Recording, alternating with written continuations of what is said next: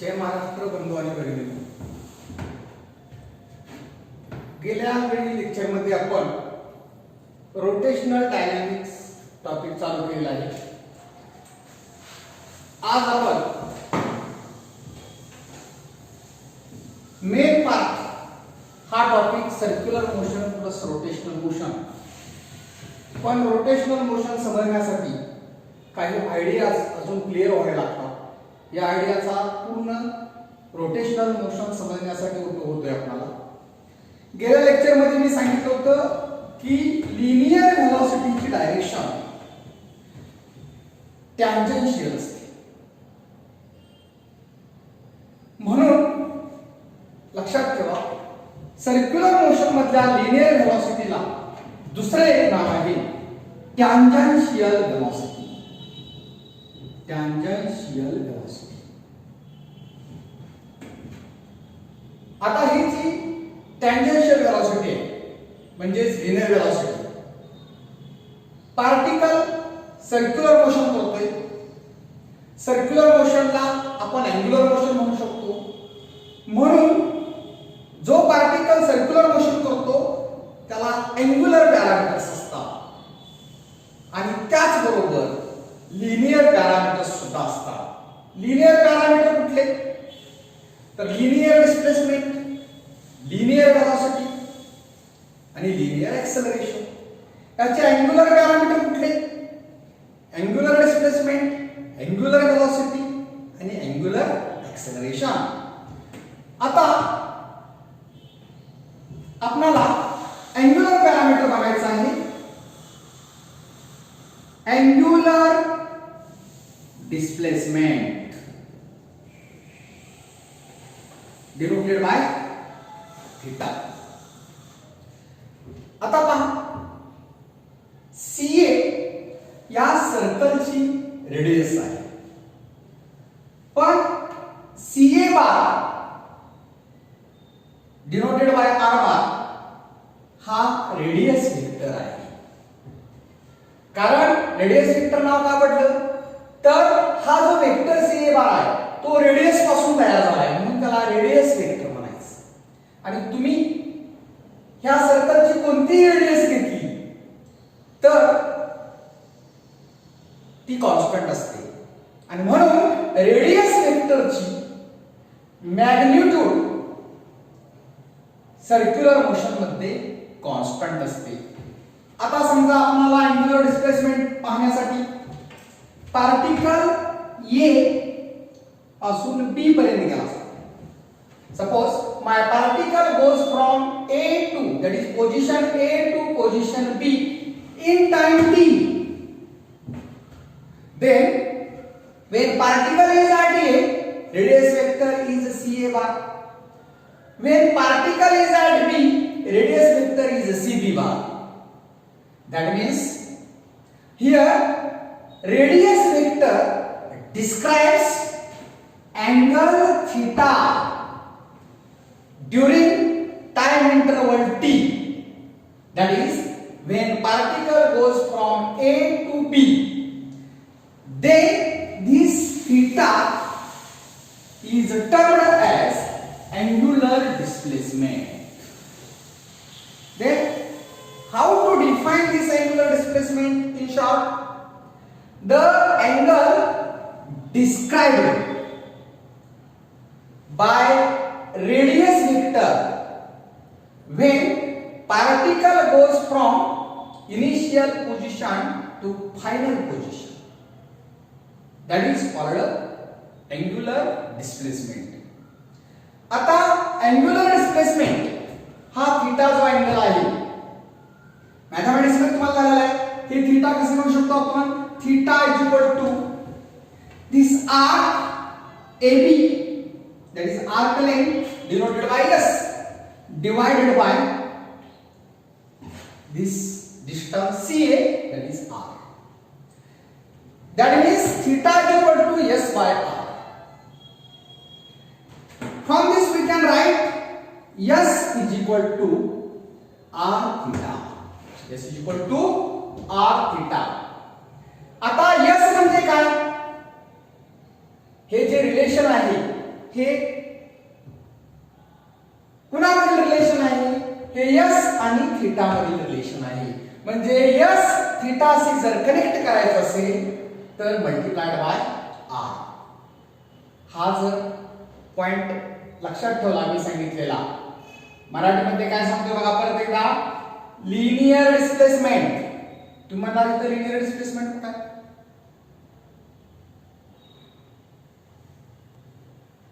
आणि रेडियस काय? आता ए बी बार ही जर स्ट्रेट लाईन जर धरली आपण, ए जर पॉइंट बी ला जोडला,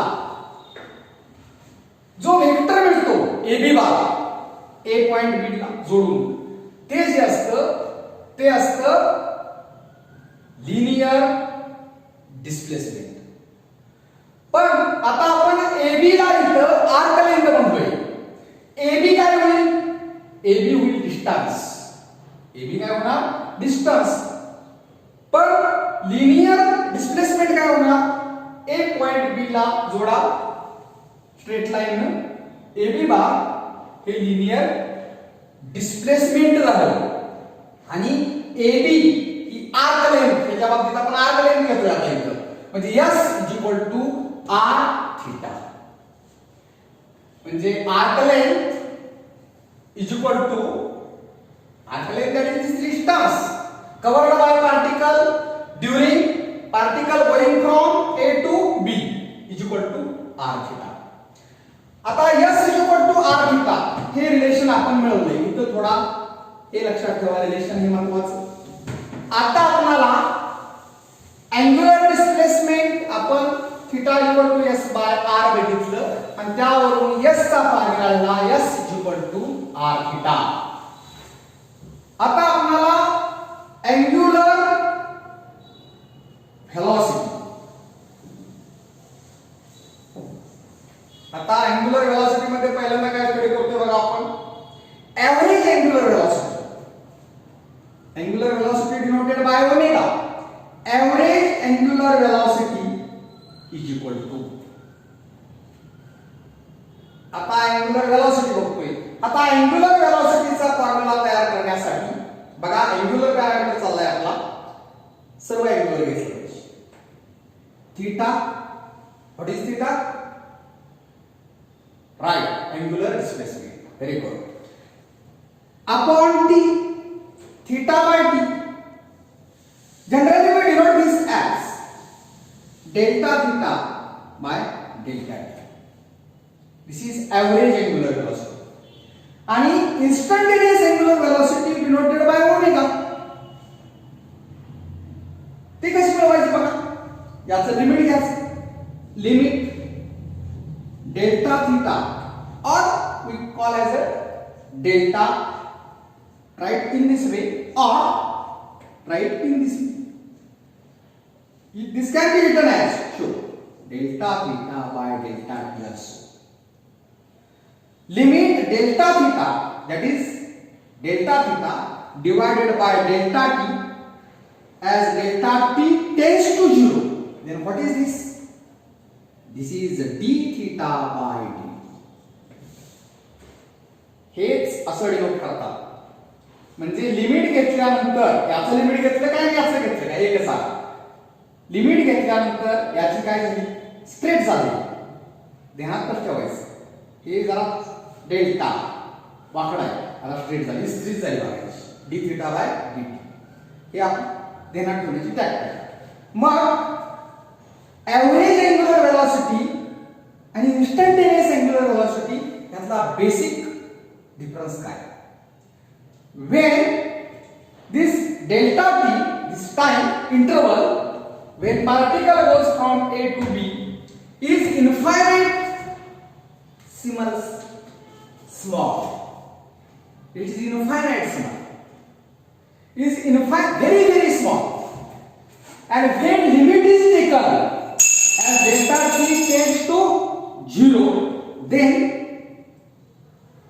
d theta by dt, that is angular velocity, that is instantaneous angular velocity, that is velocity at a given time. आता याचं युनिट आता पहा. थीटाचं युनिट हा अँगल आहे, याचं युनिट आहे रेडियन. याचा unit is radian. We have studied in 11th standard, which is useful to this rotational dynamics. Now, आता ओमेगाचं युनिट मला तयार करायचं आहे अँग्युलर व्हेलॉसिटीचं. तुम्हाला अँग्युलर डिस्प्लेसमेंटचं याचा युनिट रेडियन माहित आहे. ही डी थीटा म्हणजे अँग्युलर डिस्प्लेसमेंट. मग इन्स्टंटेनियस अँग्युलर व्हेलॉसिटीचं युनिट काय तयार होईल बघा. पाठ करायचं नसतं, फॉर्म्युला फक्त पाठ पाहिजे, युनिट पाठ करायचं नाही. डी थीटा म्हणजे थीटाचं युनिट म्हणजे अँग्युलर डिस्प्लेसमेंटचं युनिट काय, radian. Is called as per. Upon dt means we call as unit while writing it per. Radian per and dt time interval. Time has SI unit second. आणि मग तेच कसं लिहू शकतो आपण. सीईटी ला जनरली अशी युनिट लिहित नाही. सीईटी जेई ला युनिट लिहिताना असं लिहितात रेडियन सेकंड रेज टू -1. हे झालं अँग्युलर व्हेलॉसिटीचं SI युनिट. आपल्याला आता अँग्युलर व्हेलॉसिटीची डायरेक्शन बघायची. आता पार्टिकल परफॉर्मिंग सर्क्युलर मोशन.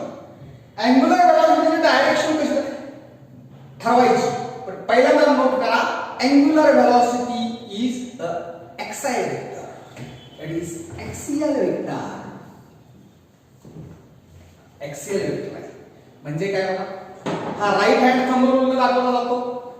आता हा अँटी क्लॉकवाइज मोशन. हा राईट हँड मी या ठिकाणी काय करतोय बघा, हा राईट हँड अँटी क्लॉकवाइज. हे कर्व्ड फिंगर आहे त्या सेन्स मध्ये झाले. तर माझा थंब काय दाखवतोय, आउटवर्ड डायरेक्शन. मग अँग्युलर व्हेलॉसिटीची डायरेक्शन इथं आउटवर्ड असते, denoted by this circle not. मग आता हे आउटवर्ड, मग इनवर्ड कसे असेल, तर समजा हीच मोशन जर क्लॉकवाइज असेल तर हाच राईट हँड वापरा. आणि असे जर धरलं मी या सेन्स ऑफ इनवर्ड मोशन ह्या डायरेक्शन. मग आता थंब काय दाखवतोय, inward. That is going inward when motion is clockwise. Angular velocity vector is going inward. And when it is coming outward, when this circular motion is anti-clockwise. आता समजा, suppose that particle performs horizontal circle, that is in a horizontal plane. Particle going in horizontal plane in circular manner. Then why this angular velocity is shown in this way?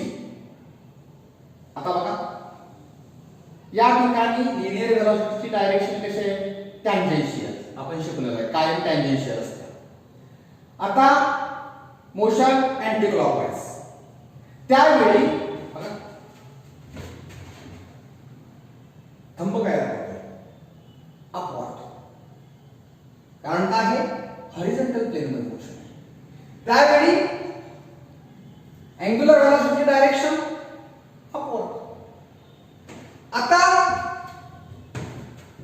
ही जर clockwise motion असेल तर काय होईल, आता upward direction आहे angular व्हेलॉसिटीची.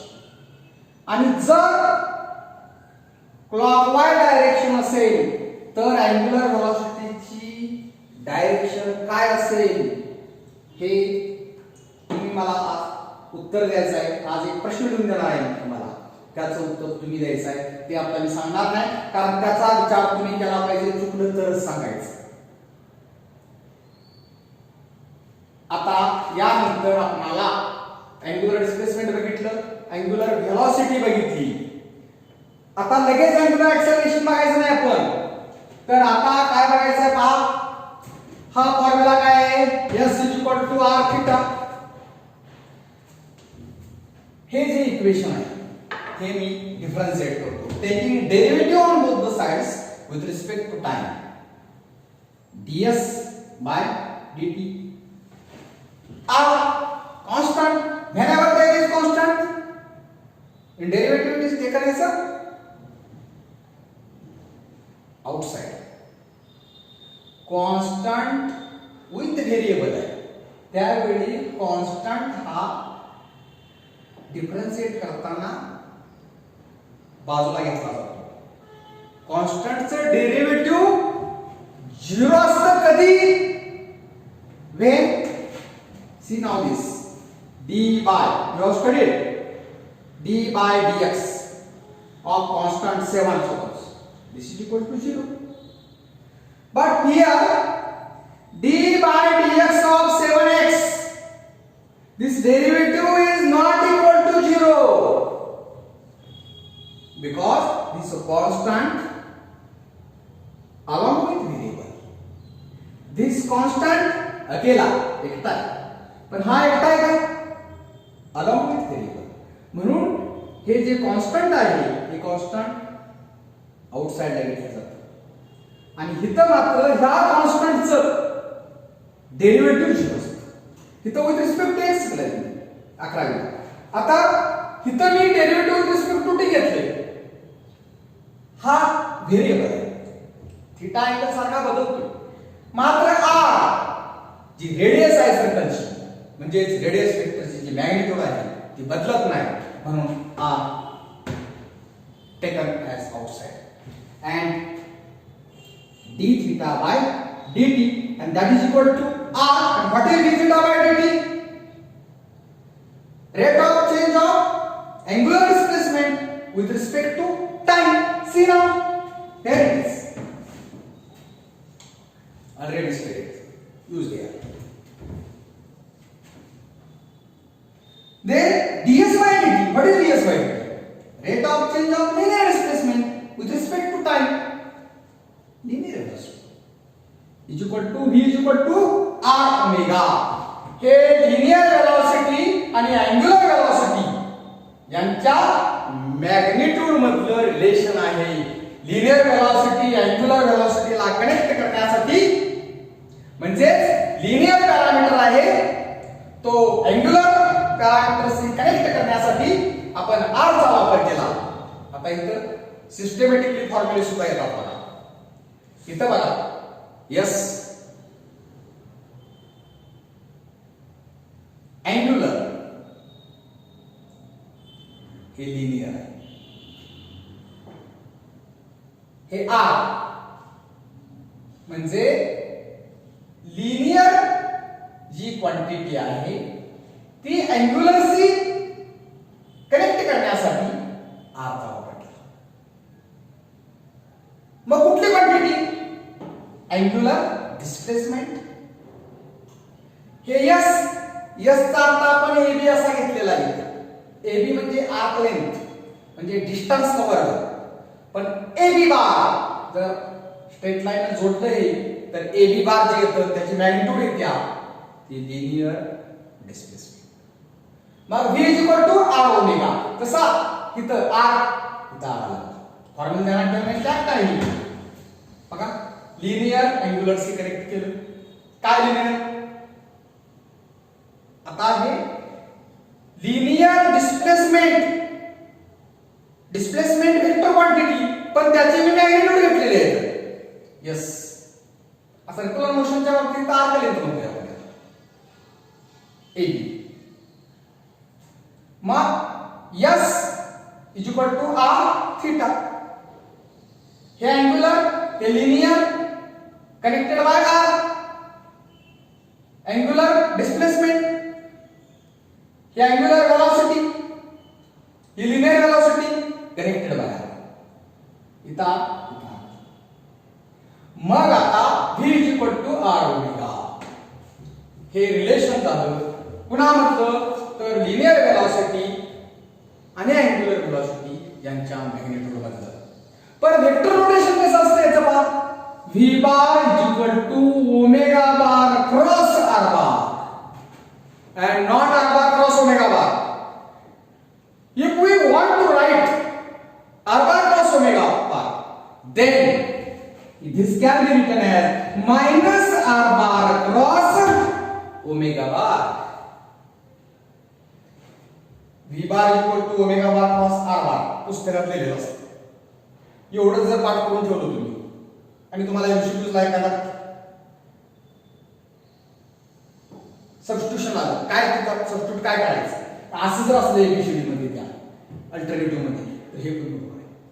म्हणजे फक्त पुस्तकात एवढं दिलंय म्हणून एवढं डोक्यात ठेवायचं नाही, त्याचं ऍप्लिकेशन करून आपल्याला हे लिहिता आलंय minus r bar cross omega bar, म्हणजेच omega bar cross r bar, that is linear velocity आणि अँग्युलर वेलोसिटी त्यांचं कनेक्शन कुठल्या फॉर्म मध्ये, व्हेक्टर फॉर्म मध्ये. आता एवढा पार्ट झाल्यानंतर आता रोटेशनल डायनॅमिक्स मध्ये आपण काय करायचंय बघा. आता रोटेशनल मोशन स्टडी कशी करतोय बघा. आता आपण त्या पद्धतीने जायचंय पुढे. लक्ष द्या. आता दिस is rigid body because whenever there is rotational motion, rotational dynamics, we consider body always rigid. Then suppose that in first lecture we have studied this is axis of rotation. आता या ठिकाणी बॉडी रोटेशनल मोशन करते, body rotates. आता हे म्हणायचं rotate the body, आणि ही body मी असं नाही करत, there is a translational motion. आणि ही मोशन कसली, सर्क्युलर मोशन.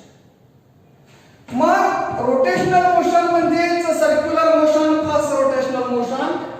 रोटेशनल मोशन ज्यावेळी बॉडीची होती त्यावेळी पहिल्या लेक्चरला झालेला आहे, त्यावेळी बॉडीचा प्रत्येक पार्टिकल, त्याला एक्सेप्शन एक आहे, ह्या ऍक्सिस ऑफ रोटेशन वरच्या पार्टिकल सोडून ऍक्सिस ऑफ रोटेशन वरच्या पार्टिकलची लिनियर वेलोसिटी 0 असते. ते कसं ते तुम्हाला दाखवतो. समजा हा पार्टिकल आहे हॅव्हिंग मास m1, हा कसली मोशन करणार, इथं बॉडी रोटेट होताना सर्क्युलर मोशन. समजा त्याचं r1 सर्क्युलर मोशनची ह्या रेडियस किती r1. समजा एखादा पार्टिकल इथं असेल तर तो सर्क्युलर मोशन करणार. इथं रेडियस काय झाली, जास्त झाली r2. मास काय असेल ते असेल. आता ज्यावेळी हे पार्टिकल सर्क्युलर मोशन करतात, बॉडी रोटेट होते म्हणजे काय, रोटेशनल मोशन म्हणजे काय, बॉडी होते रोटेट, आणि बॉडीवरचे ऍक्सिस ऑफ रोटेशन वरचे पार्टिकल सोडायचे. आता इथं बघा, हा जर पार्टिकल घेतला आपण, याची लिनियर वेलोसिटी m1 ची v1, tangential to the path याची v2. आता हा सेंटर, प्रत्येक सर्कल लहान मोठे असणार. मग v इक्वल टू काय करायला शिकलोय आपण, r ओमेगा. आता बघा v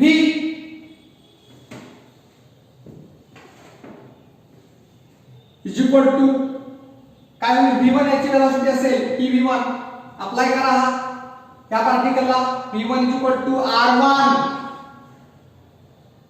इथं काय बघा, ओमेगा 1 येणार नाही, ओमेगा. ह्या पार्टिकलच्या संदर्भात v2 is equal to r2 omega. ह्या दोन इक्वेशन वरून तुम्ही निष्कर्ष काढायचा आहे, कंक्लुजन काढायचं की पार्टिकल ज्यावेळी सर्क्युलर मोशन करतो, रोटेशनल मोशन मध्ये बॉडीचा पार्टिकल हा पार्टिकल असू दे, ज्यावेळी सर्क्युलर मोशन करतो त्यावेळी त्याची अँग्युलर वेलोसिटी इथं पण ओमेगा आहे, इथं पण ओमेगा आहे, त्याचा अर्थ सेम आहे, कॉन्स्टंट आहे. मात्र हे v2 is equal to r2 omega, v1 is equal to r1 omega, omega is equal to constant in rotational motion, while in translational motion, see, this is translational motion.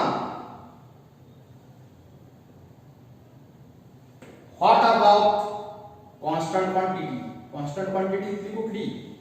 प्रत्येक particle बॉडीचा ह्या इन्स्टंटला समजा particle 10 वाजता येत आहे, motion चालू आहे, इथं जी वेलोसिटी असेल प्रत्येक पार्टिकलची 10 मीटर पर सेकंड, थोडं पार्टिकल घ्या, या ठिकाणी पण कॉन्स्टंट वेलोसिटी असणार प्रत्येक पार्टिकलची. याचा अर्थ असा नव्हे की इथं 10 असेल तर इथं 10च पाहिजे. ह्या इन्स्टंटला इथं समजा 10 असेल वेलोसिटी प्रत्येक पार्टिकलची, तर या ठिकाणी 10.5 असेल. म्हणजे ज्या त्या इन्स्टंटला, ज्या त्या टायमिंगला सगळ्या पार्टिकलची लिनियर वेलोसिटी ट्रान्सलेशनल मोशन मध्ये कॉन्स्टंट असते. तशी रोटेशनल मोशन मध्ये काय कॉन्स्टंट असतं?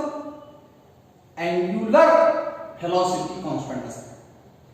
आता अत्यंत महत्त्वाचा एक पॉइंट आहे, इथं omega equal to v1 bye r1 येईल, त्याच्यावरून ओमेगा काय येईल? v1 बाय r1, पहिला पार्टिकलचा ओमेगा. दुसऱ्या पार्टिकलचा ओमेगा काय असतो बघा? v2 bye r2. ही जेवढी व्हॅल्यू येईल तेवढीच येईल. मला सांगा आता, v equal to r omega, particle axis of rotation वर आहे, मग लिनियर व्हेलॉसिटी काय असेल? या ठिकाणी सर्कलची रेडियस, इथं पार्टिकल आहे, पार्टिकलच इथं आहे, ऍक्सिस ऑफ रोटेशन वर पार्टिकल आहे, त्याची रेडियस, इथं सर्कलच काढता येत नाही, रेडियस 0. अँग्युलर व्हेलॉसिटी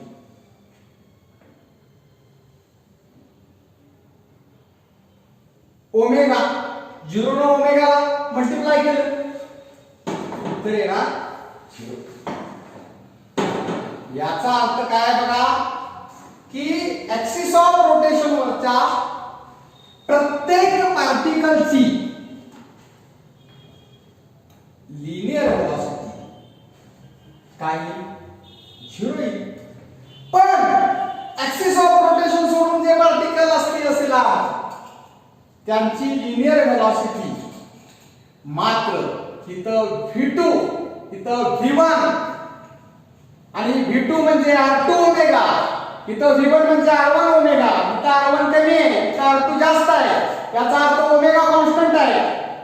r1 न गुणलं इथं जास्त क्वांटिटी मोठी आहे, r2 न गुणलं इथं उत्तर मोठं येईल, इथं उत्तर छोटं येईल. याचा अर्थ रोटेशनल मोशन मध्ये प्रत्येक पार्टिकलची लिनियर व्हेलॉसिटी ही डिफरंट असते. फक्त एक्सेप्शन ध्यानात ठेवा, जर पार्टिकल ऍक्सिस ऑफ रोटेशन वर असेल तर v येईल 0. आता दुसरा एक सीईटी आणि जेईई चा पॉइंट सांगतो तुम्हाला.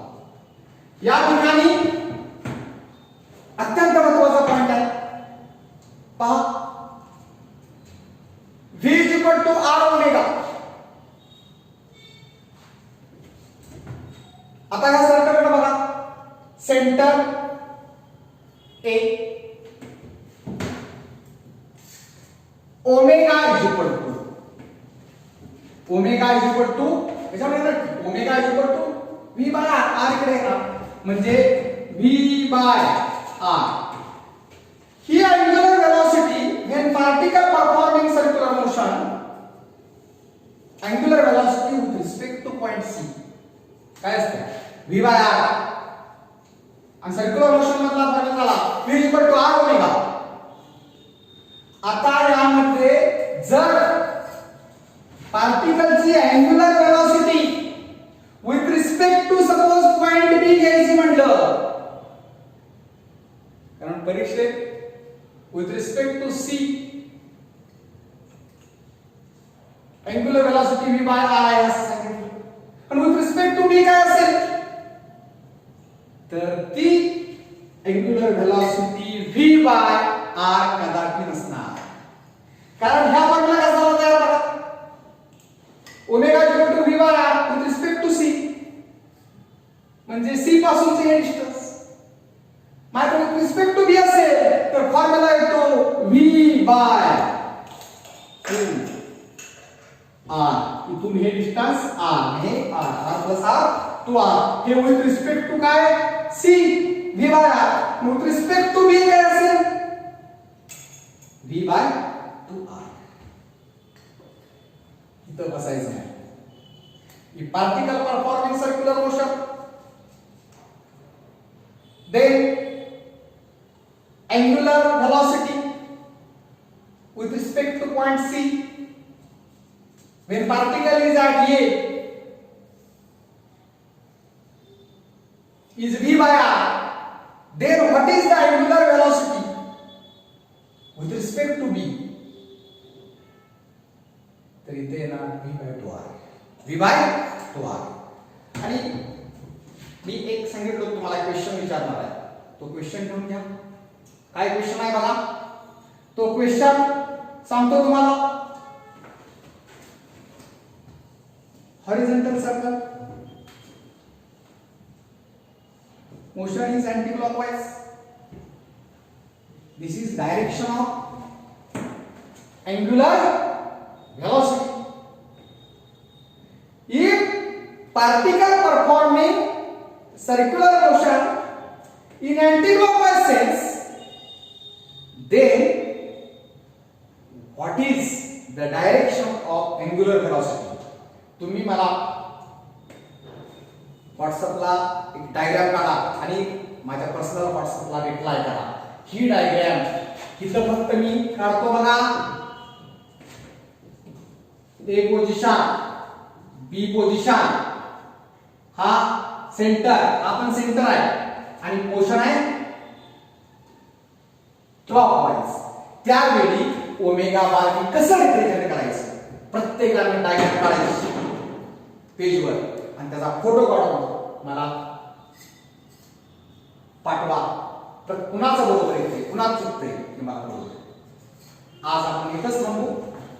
नंतरच्या लेक्चरला आपण पुढचा पार्ट बघू. सर्वांनी stay at home and study hard. Okay, thank you.